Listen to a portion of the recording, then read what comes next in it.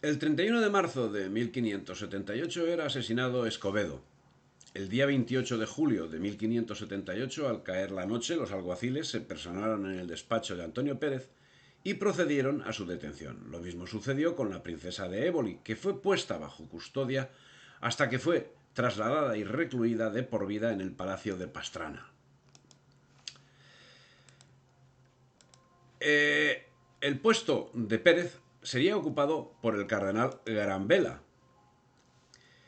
Cristóbal de Moura y Juan de Idiáquez, el franco condado del Franco Condado Portugal y Vizcaya respectivamente. La princesa envejeció muy pronto y enfermó hasta morir relativamente joven, a los 51 años, en su casa de Pastrana, olvidada de casi todo el mundo. Pero nada parecía indicar que el asunto fuese a cuento del asesinato de Escobedo, porque sus familiares habían sido acallados por el presidente del Consejo de Castilla, Antonio de Pazos, a la sazón amigo de Pérez. El asunto venía envuelto en una información falsa y como supuesta represalia por los enfrentamientos de los dos partidos existentes en la corte, el de corte liberal encabezado por la princesa de Éboli y Antonio Pérez y el de Mateo Vázquez, antiguo secretario de Felipe II.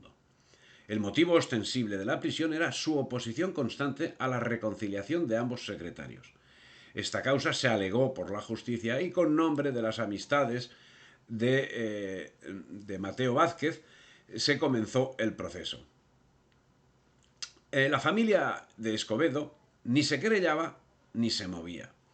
El rey prudente actuaba conforme a lo que la fama esperaba de él.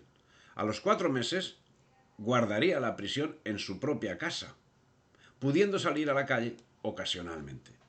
El duque de Medina Sidonia, casado con la hija mayor de Ana de Mendoza, y el duque del Infantado, cabeza de la casa de Mendoza, fueron avisados de las detenciones a primera hora del día 29, y ambos se sometieron con humildad a una medida que tanto debía ofenderles. La carta que envió Felipe II al duque del Infantado es reproducida por el mismo Antonio Pérez en sus relaciones. Solo el almirante de Castilla se brindó a mediar por la princesa, pero el motivo de las prisiones seguía aún sin conocerse con exactitud. La causa de las mismas se remitían a que Felipe II temía un atentado sobre su secretario Mateo Vázquez. Según Antonio Pérez, las prisiones habían causado universal escándalo. Los amigos de Vázquez aseguran, por el contrario, que habían sido motivo de general aplauso y satisfacción. ¿Cuál de las dos versiones es la correcta? Pues habrá que, habrá que elegir. No eran bien tratados los imputados por el pueblo. Ana de Mendoza era conocida popularmente como Jezabel, y manifestaban que conviene al mundo que Jezabel pase lo que le queda de vida hilando en un rincón. Pero no se puede decir que fuesen maltratados por el Estado, ya que Antonio Pérez conservaba el boato a que estaba acostumbrado. Allí le fue a visitar Fray Diego de Chávez, el confesor del rey, cuando llevaba detenido 15 días.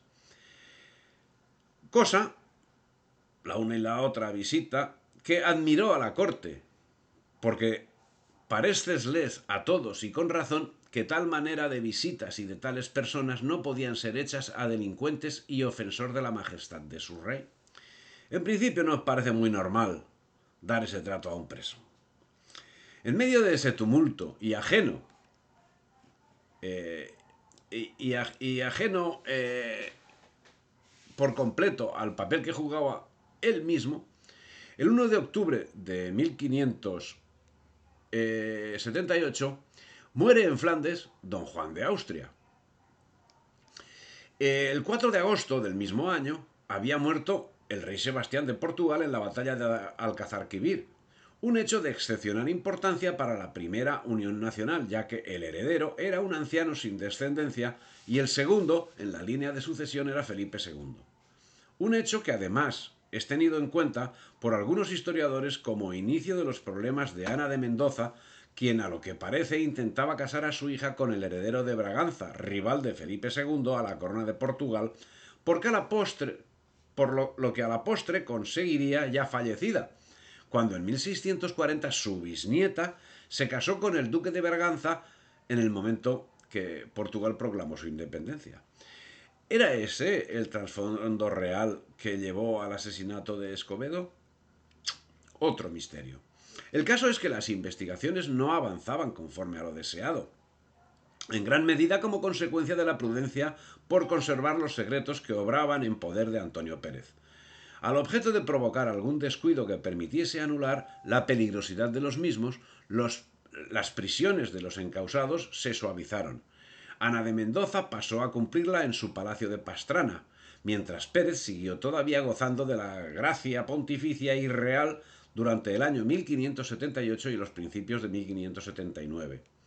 Sigue apareciendo como intermediario entre el nuncio y el rey, recibe nuevas gracias pontificias e incluso hay algún indicio de que continuase metido en secretísimos despachos un tanto sospechosos.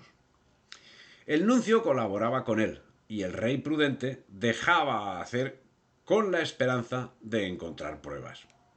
Lo que sí parece cierto es que al propio Pérez esta prisión no le sentó excesivamente bien.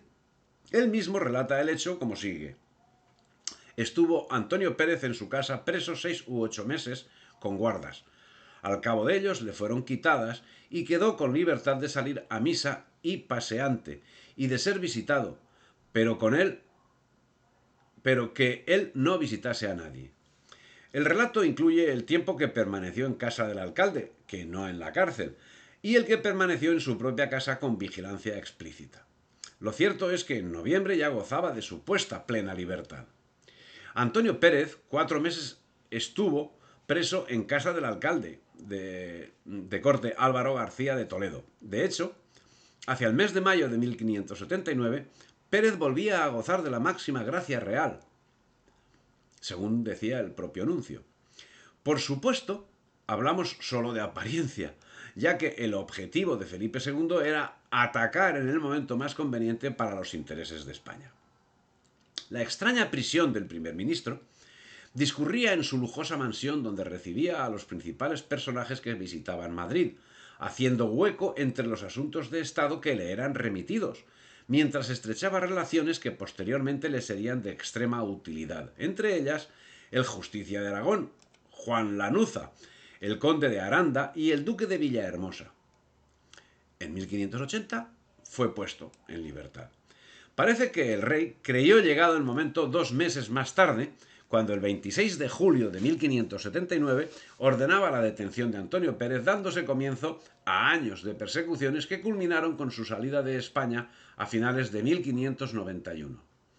Entre 1579 y 1592 fue sometido Antonio Pérez a diversos procesos tendentes a investigar bien su actuación como secretario de Estado, bien su participación en la muerte de Escobedo. La actitud condescendiente del monarca estaba producida con la idea de que Pérez soltase los documentos de carácter secreto que tenía en su poder.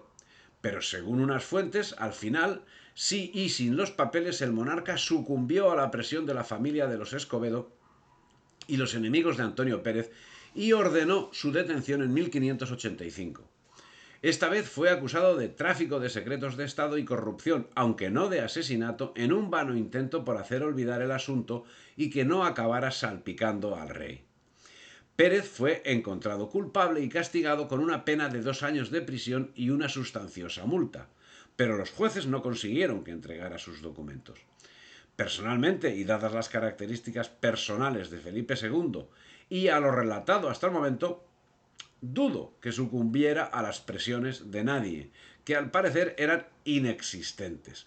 El proceso llevaba los pasos marcados directamente por el rey. Eso sí, con toda probabilidad con la esperanza de, en el interín, hacerse con los papeles secretos que a todas luces obraban en poder del traidor. El proceso se dilataba en el tiempo. Era un defecto de la administración de Felipe II, que personalmente atendía todos los asuntos del imperio. El 26 de agosto de 1580, un largo comunicado de la Nunciatura reflejaba el notable enrarecimiento del ambiente cortesano.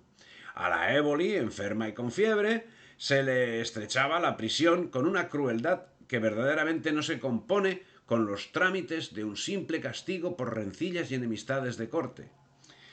Antonio Pérez, que aún continúa en alguna manera en funciones de secretario, ve también aumentar el aislamiento en torno a su persona.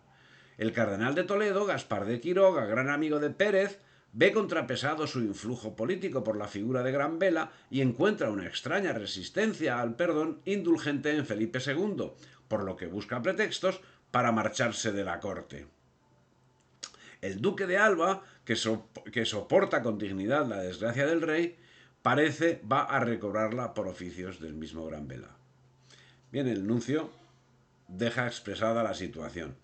Las relaciones entre la corona española y la Santa Sede no pasaban en esos momentos por los mejores momentos, como consecuencia del problema de Antonio Pérez. Mateo Vázquez era secretario del rey y hasta esa fecha no parece existir rivalidad entre él y Antonio Pérez. Hay quien supone que el enfrentamiento entre ambos fue provocado por el propio Felipe II, que habría puesto a Vázquez sobre el asunto de Escobedo. Esta idea se basa en las elucubraciones de Antonio Pérez, expuestas en las relaciones. Gaspar de Quiroga sería el inquisidor que entendiese de los asuntos de Antonio Pérez cuando tomó parte de la Inquisición en su persecución. Pero además, el mismo Gaspar de Quiroga, en esos justos primeros años de la década de los 80, era amigo de Antonio Pérez, a quien aconsejaba y le defendía de las imprudencias heréticas que el clero le achacaba.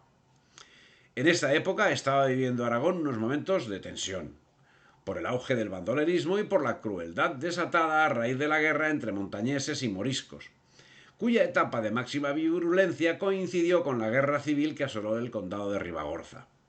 Pero también por asuntos como el del virrey Almenara, que no era aragonés, lo cual provocaba malos ambientes, destacando en los pleitos los mismos nobles que serían protagonistas en la revuelta ocasionada alrededor de Antonio Pérez.